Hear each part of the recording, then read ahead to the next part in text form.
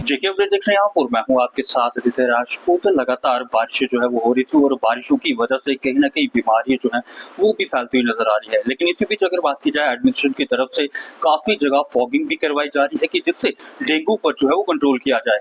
आज हमारे साथ बात करने के लिए मौजूद हैं डॉक्टर राजीव के गुप्ता जी, जो कि post graduate department of medicine community medicine से हैं। इससे हम बात करते हैं सर, डेंगू जो है वो काफी ज्यादा फैलता हुआ नजर आ रहा है। क्या क्या प्रिकॉशन जो है वो अभी लोगों को लेने चाहिए? डेंगू जो है एक वेक्टर बॉर्न डिजीज है, जिसकी कड़ी में डेंगू के अलावा और भी डिजीज आते हैं जैसे मलेरिया। तो डेंगू का जो है प्रचलन जो है पिछले 10 या 15 वर्षों से हम देख रहे हैं कि एक राइजिंग ट्रेंड शो कर रहा है जी।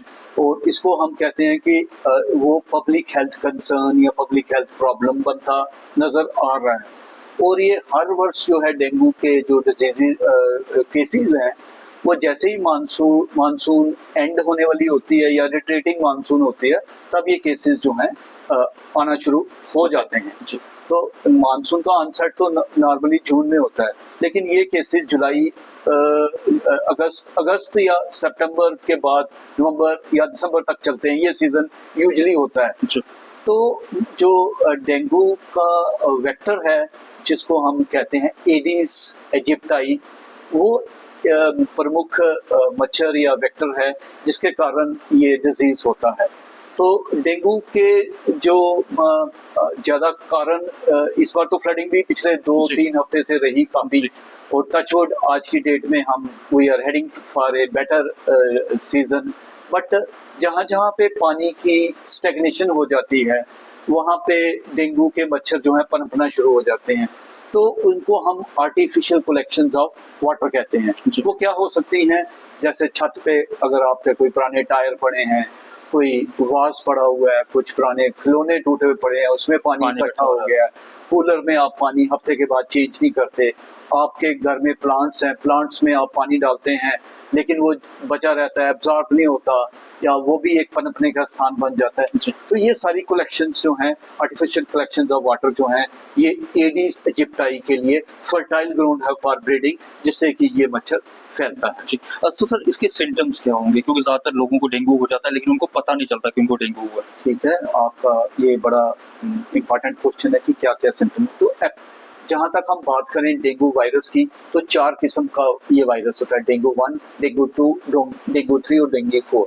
लेकिन हमारे जो सेटअप में इंडिया में ट्रॉपिकल या सब ट्रॉपिकल कंट्रीज में डेंगू 1 और डेंगू 2 का जो प्रचलन या प्रकोप है वो ज्यादा है।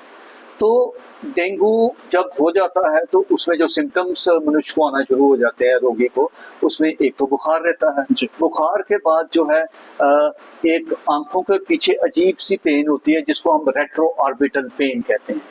उसके बाद नाशिया या गैस्ट्रोइंटेस्टाइनल सिम्टम भी हो सकते हैं, कमजोरी, भूख कम होना, ये सिम्टम रहते हैं। और अगर ये सिम्टम डेंगू के सीजन में हो और मनुष्य को रिस्क हो कि जैसे वो कपड़े पूरी बाजू वाले नहीं पहनता, शॉर्ट्स पहनता है, तो उसमें क्या होता है कि एडिस जो है वो ज्यादा चांस होते हैं उन पेशेंट्स को। इसलिए हम प्रिकॉशन के तौर पे भी लोगों को, हम जो सुन रहे हैं प्रोग्राम, उनको एडवाइस करेंगे कि फुल स्लीव की शर्ट और ट्राउजर जो है पूरे पहन के रखें घर में भी बाहर जाने से पहले, ताकि ये एडीज का मच्छर है उनको नहीं करे। तो ये जो सिम्टम्स थे मैंने आपको बताए, और अगर ऐसे सिम्टम्स हों तो वो जरूर ही अपने नजदीकी हॉस्पिटल या डॉक्टर की सलाह लें और जांच करवाएं। सर डेंगू को लोग जो है वो सीरियस नहीं लेते हैं क्योंकि कहते हैं कि जल्दी रिकवर हो जाता है इंसान, लेकिन कितना डेंजर रहता है ये, हार्मफुल कितना? हाँ, तो इसमें मैं ये कहना चाहूंगा कि हमारे majority of the patients, majority में हो गया 80 से 90% जो हैं वो माइल्ड केसेस होते हैं। उनमें कई बार पूरे सिम्टम्स जो हमने डिस्कस किए वो भी नहीं आते हैं, तो वो उनको पता भी नहीं चलता और डिजीज पास ऑन हो जाता है।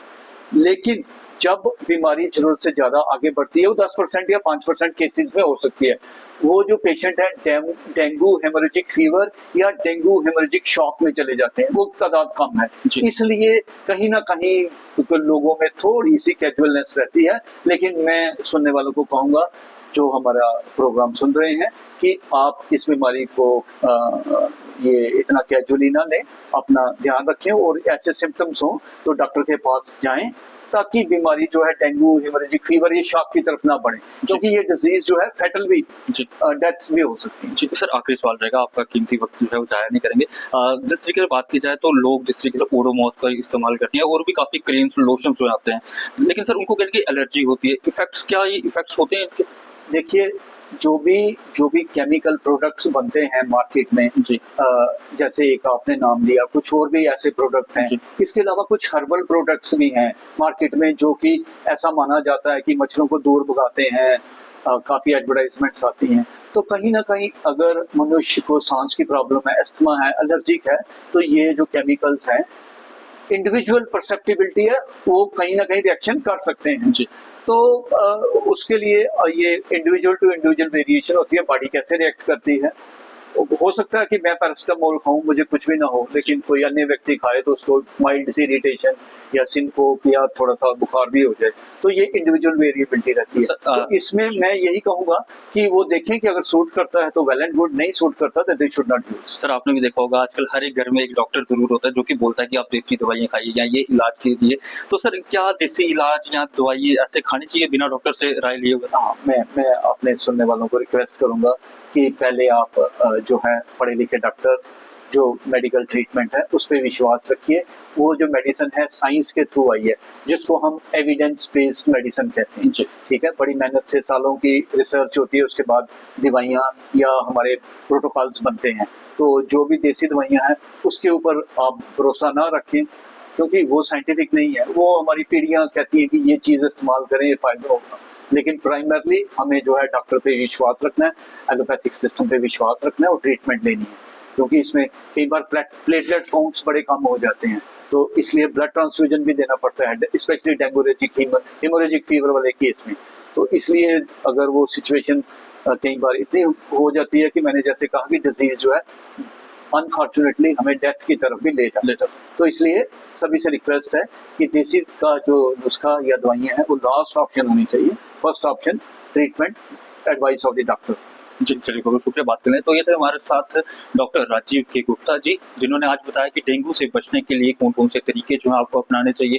और सबसे बड़ी बात मैं आपको बता दूं कि आपको डॉक्टर से जो है वो ज़रूर मिलना है, डॉक्टर से ज़रूर राय लेनी है कि आपने कौन-सी मेडिसिन लेनी है, कौन-सी मेडिसिन नहीं लेनी है, और आप लोग भी इस डेंगू से जो है वो बच सकते हैं। सिम्पटम्स हमने आपको बता दिए कि क्या-क्या सिम्पटम्स हैं डेंगू के, और आप लोग इस वीडियो में नीचे अपनी राय ज़रूर रखिएगा। तब तक बने रहिए एक अपडेट के साथ।